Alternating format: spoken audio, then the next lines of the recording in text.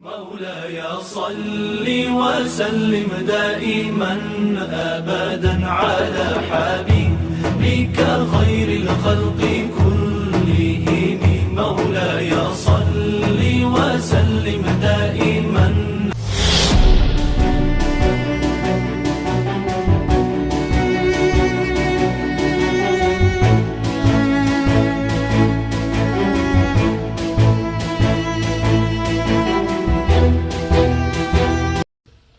Assalamualaikum warahmatullahi wabarakatuh. Hai teman-teman, perkenalkan nama saya Najwa Nur Faiza dengan NIM A1112520114 kelas C Prodi Pendidikan Bahasa dan Sastra Indonesia, Fakultas Keguruan dan Ilmu Pendidikan di Universitas Tadulako.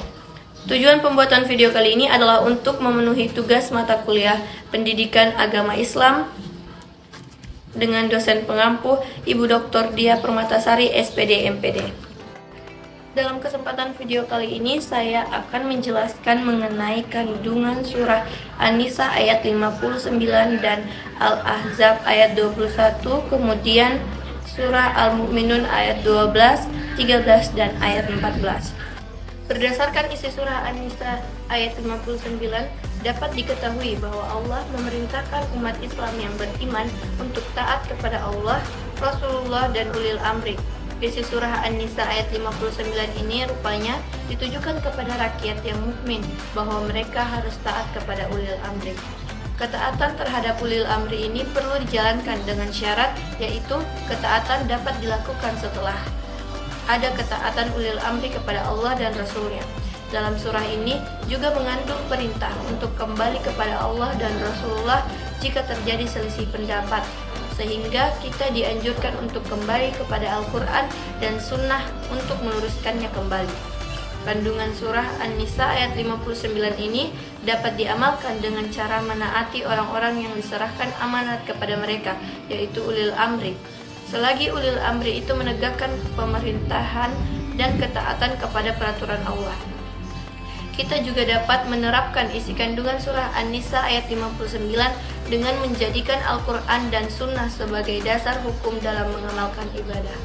Menurut tafsir As-Sa'id, isi kandungan surah Al-Ahzab ayat 21 ini adalah Allah memberitahukan kepada kita bahwa Rasulullah merupakan manusia yang mulia lagi sempurna, pahlawan dan pemberani. Maka umat Islam harus meneladani beliau dalam semua hukum, kecuali ada syar'i yang mengecualikan keputusan beliau. Melansir dari buku tafsir ayat-ayat Al-Quran tentang konsep metode pembelajaran oleh Roni Sandra, Jovan Debua, dan Arif Setiawan, suri keteladanan yang dimaksud dalam surah Al-Ahzab ayat 21 itu ada dua macam, yaitu keteladanan yang baik dan keteladanan yang buruk. Keteladanan yang baik ada pada Rasulullah. Orang yang meneladani beliau ini berarti menelusuri jalan yang dapat menghantarkannya kepada kemuliaan Allah, yaitu jalan yang lurus.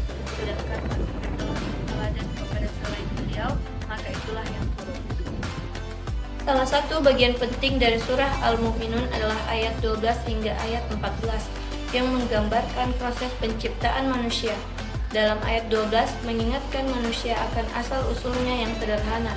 Seberapapun pencapaian atau kekuasaan manusia, ia tetap berasal dari tanah, sehingga tidak pantas baginya untuk sombong. Pada ayat 13 menunjukkan bahwa rahim adalah tempat yang kokoh, melindungi janin dari bahaya luar selama masa kehamilan. Secara ilmiah, rahim memiliki struktur kuat dengan sistem perlindungan yang menjaga janin dari segala bencana. Kemudian ayat 14 menjelaskan tahapan perkembangan manusia di dalam rahim. Yang pertama, nutfah atau air mani, awal mula kehidupan manusia yang terbentuk dari pembuahan. Kemudian yang kedua ada alaqah atau segumpal darah, sel telur yang telah dibuahi melekat pada dinding rahim, menyerupai lintah secara struktur. Yang ketiga adalah mudghah atau segumpal daging. Sel-sel berkembang menjadi gumpalan yang mulai membentuk struktur tubuh.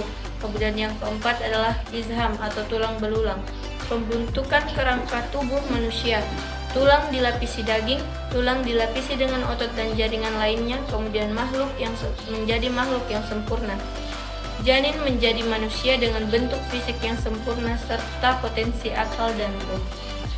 Surah Al-Mu'minun ayat 12 sampai ayat 14 mengajarkan kita untuk merenungi proses penciptaan manusia yang berupa tanda kebesaran dan kesempurnaan Allah Subhanahu wa taala, mulai dari saripati tanah sehingga menjadi makhluk yang sempurna. Setiap tahap penciptaan manusia adalah bukti nyata bahwa Allah adalah pencipta yang maha kuasa.